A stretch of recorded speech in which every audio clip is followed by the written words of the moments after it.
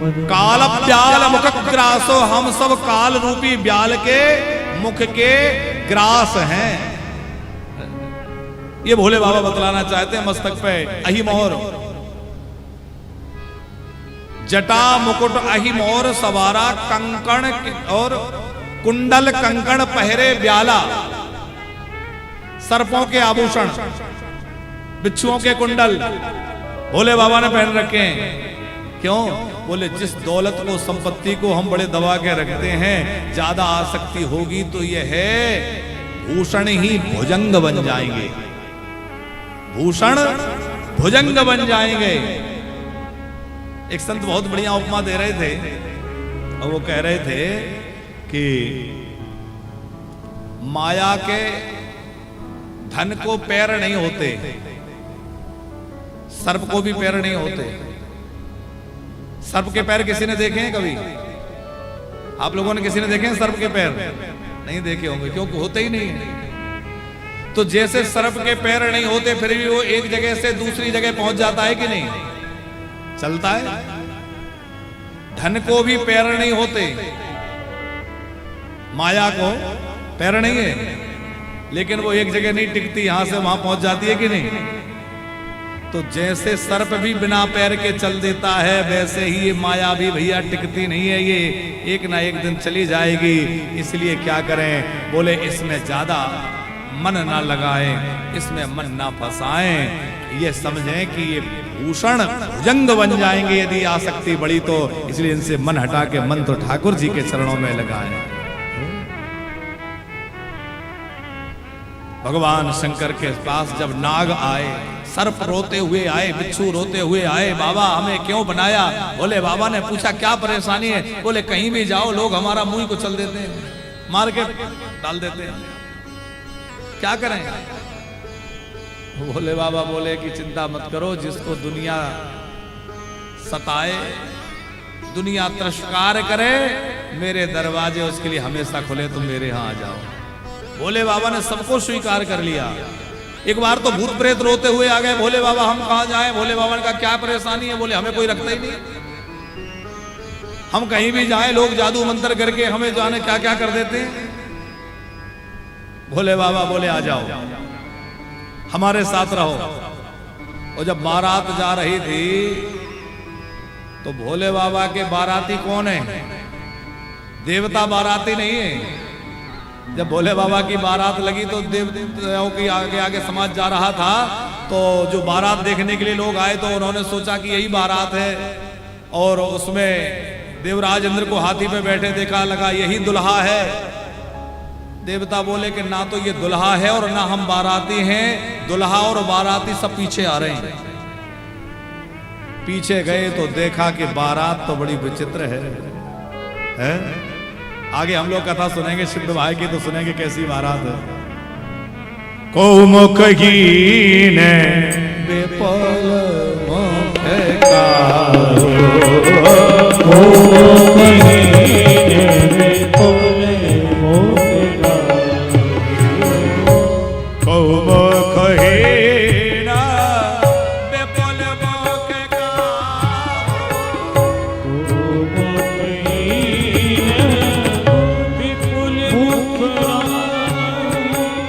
को मुख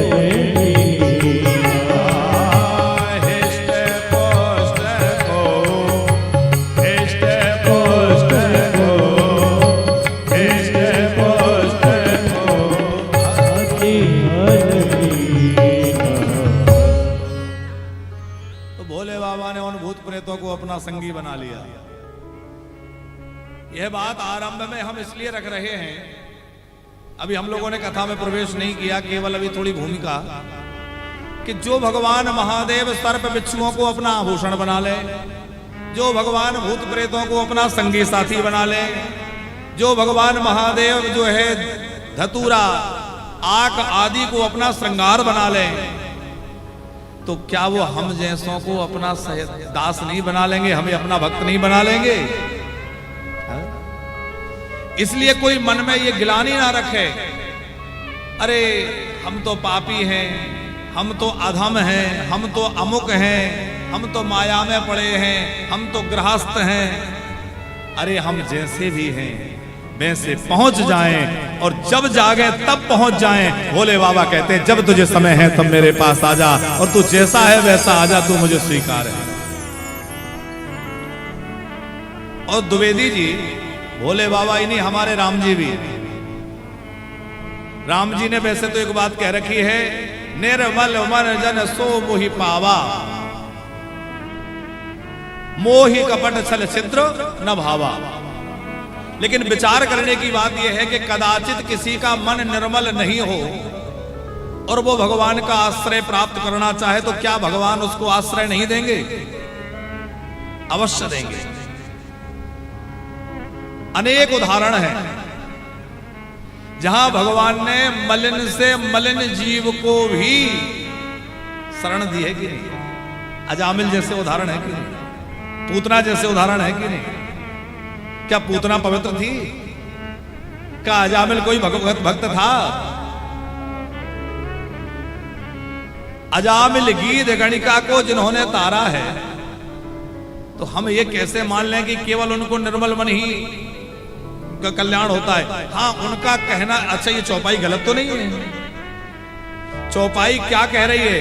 बोले मुझे प्रिय जो लगता है वो निर्मल व्यक्ति लगता है, लेकिन मलिन भी कोई है और कदाचित वो आ जाए तो भैया पर मैं उसको भी स्वीकार कर लेता हूं, उसका भी त्याग नहीं करता। और एक बात, कोई कितने भी मलिन स्वभाव का हो, कोई कितना भी पापी स्वभाव का हो, लेकिन एक बार भगवान की शरण में आ जाएगा तो फिर उसका वह स्वभाव नहीं रह जाएगा, उसकी मलिनता नहीं रह जाएगी। सन्मुख हो है जीव मोए जावाही, जन्म कोटि अगर नासा, जन्म कोटि अगर नासा। मेरे सामने आकर तो देखो, मैं तुम्हारे सारे अपराध क्षमा कर दूंगा और जन्मों जन्मों के पाप नष्ट कर दूंगा। आओ तो सही। यह शिव महापुराण जिसका हम आश्रय लेकर बैठे हैं, ये ऐसा विलक्षण ग्रंथ है कि एक श्लोक भी कोई बढ़िया मन से सुन ले तो उसका अंतःकरण निर्मल हो जाता है। आप कहेंगे महाराज जी हमने तो कितनी बार पूरी कथा सुन ली, अभी तक तो कुछ हुआ ही नहीं है? देखो, हम लोग कहीं ना कहीं भूल कर देते हैं सुनने में। सुनने और सुनाने में हेतु क्या है, हम क्यों सुन रहे हैं और क्यों सुना रहे हैं, ये बात बहुत महत्वपूर्ण है। हम मनोरंजन के लिए सुन रहे हैं कि संसार में हमारी जो समस्याएं हैं उनके समाधान के लिए सुन रहे हैं, कि हमारा बिजनेस बढ़िया चल जाए इसलिए सुन रहे हैं, कि रोग मिट जाए इसलिए सुन रहे हैं, कि भगवान मिल जाए इसलिए सुन रहे हैं। ये थोड़ा विचार करने की बात है। फिर दूसरी बात यह है कि एक व्यक्ति के पास जलाने के लिए सूखी लकड़ी है द्विवेदी जी, उसने घी में भिगो रखी है, कपूर लगा रखा है, थोड़ी सी तीली दिखाई, जल उठी। हमारी लकड़ी गीली है, पानी में भीगी है, कपूर नहीं है, घी भी नहीं है। अब हम माचिस की तीली दिखा तो रहे हैं पर थोड़ा समय लग रहा है, पर इसका मतलब ये नहीं है कि आग अपना काम नहीं कर रही है, अग्नि तो काम कर रही है। हमारी लकड़ी गीली है, भले ही गीली है, लेकिन हम प्रयास करते रहेंगे तो लकड़ी की नमी सूखेगी और लकड़ी चेत जाएगी। तो हो सकता है हमारे अपराध कुछ ज्यादा हो सकता है, हमें थोड़ा समय लग रहा है, पर इसका मतलब ये नहीं है कि बात बन नहीं रही है। नारियल भले ही 10वीं चोट में टूटा हो, लेकिन उसके टूटने की प्रक्रिया तो पहली चोट से ही प्रारंभ हो गई कि नहीं? उसके टूटने की प्रक्रिया पहली चोट से प्रारंभ हो गई, भले ही वो 10वीं चोट में जाके टूटा हो। उसी प्रकार हमारे अंदर की आसक्ति जो टूट रही है, तो वो ऐसा नहीं है कि कौन सी कथा, कोई व्यक्ति एक कथा सुनेगा कल्याण हो जाएगा, कोई 100 सुनेगा कल्याण होगा, कोई कितनी सुनेगा कल्याण होगा। ये तो हमारे अंदर कितनी पात्रता है और कितनी तन्मयता है और कितना हमारा प्रारब्ध प्रबल है, ये सब बातों का विचार करना होगा। लेकिन हाँ, आश्रय लिए रहें, कल्याण सुनिश्चित है, लाभ तो होगा ही होगा। पुराण जो भी है वो सब सनातन है। हम पहले भागवत आदि के महत्व में इस विषय पे खूब चर्चा कर चुके हैं कि पुराण विद्या सनातनी विद्या है। पुराण जो है यह परमात्मा का ही स्वरूप कहा गया है, और परमात्मा ने ही जब वेदों को प्रकट किया, वेद भगवान की श्वास से प्रकट हुए, तो उन्हीं वेदों के अर्थ को सुस्पष्ट करने के लिए, सरल करने के लिए और सबके लिए हितकर करने के लिए उन वेदों के अर्थ को ही पुराणों के रूप में पुरोया है वेद व्यास जी ने। ऋचा सामानि छंदांसि पुराणं यक्षुषा सह उच्छिष्टा जज्जिरे सर्वे दिवि देवा दिवै सुरसा। परमात्मा से ऋक्, साम आदि वेद प्रकट हुए, फिर छंद प्रकट हुए और फिर उन्हीं से पुराण प्रकट हुए। तो पुराण जो है वो वेदों का ही भाष्य है। वेदों को हर कोई नहीं पढ़ सकता, हर कोई नहीं समझ सकता, तो उनको समझा जा सके।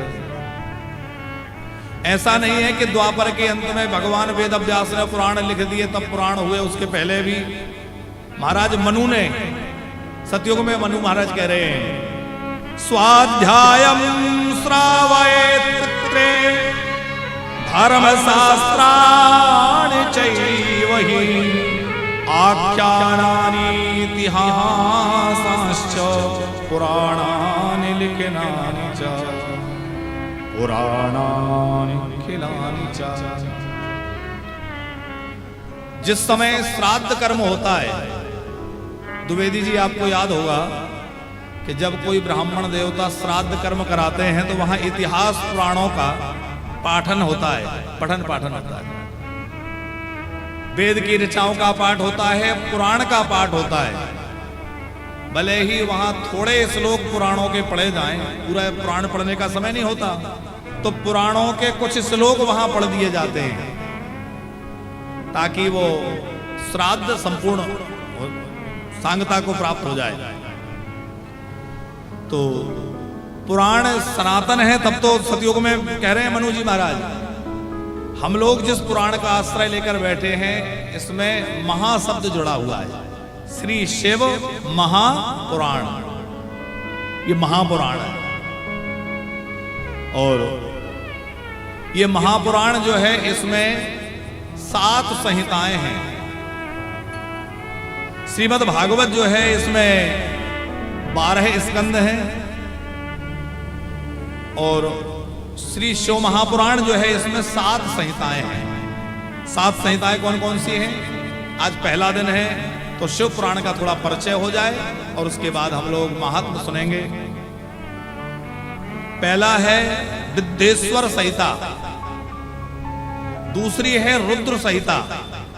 रुद्र संहिता में अलग अलग खंड हैं, सती खंड है, कुमार खंड है, फिर युद्ध खंड है, इस तरह से उसमें अलग अलग खंड हैं। पहली संहिता कौन सी है? विद्येश्वर संहिता। विद्येश्वर का मतलब क्या हुआ? जो विद्या के ईश्वर हैं वो विद्येश्वर। दूसरी है रुद्र संहिता, तीसरी है शतरुद्र संहिता, चौथी है कोटि रुद्र संहिता, पांचवी है उमा संहिता, छठवीं है कैलाश संहिता और सातवीं है वायवीय संहिता। इस तरह से उसमें स्कंद है, इसमें संहिताएं हैं। 7 संहिताएं हैं, 24,000 श्लोक हैं। श्रीमद् भागवत में कितने श्लोक हैं? किस किस को पता है? कितने श्लोक हैं? 18,000। श्रीमद् भागवत में 18,000 श्लोक हैं और श्री शिव महापुराण में 24,000 श्लोक हैं। तो श्लोक संख्या की दृष्टि से देखा जाए तो शिव महापुराण जो है वो श्रीमद् भागवत से कुछ बड़ा है। शिव महापुराण की कथा 5 दिन, 7 दिन, 9 दिन या 11 दिन में होनी चाहिए। विशेषकर 11 दिन में करने का विधान है। 1 माह की कथा का भी विधान मिलता है कि 1 मासिक पारायण हो, मासिक कथा हो।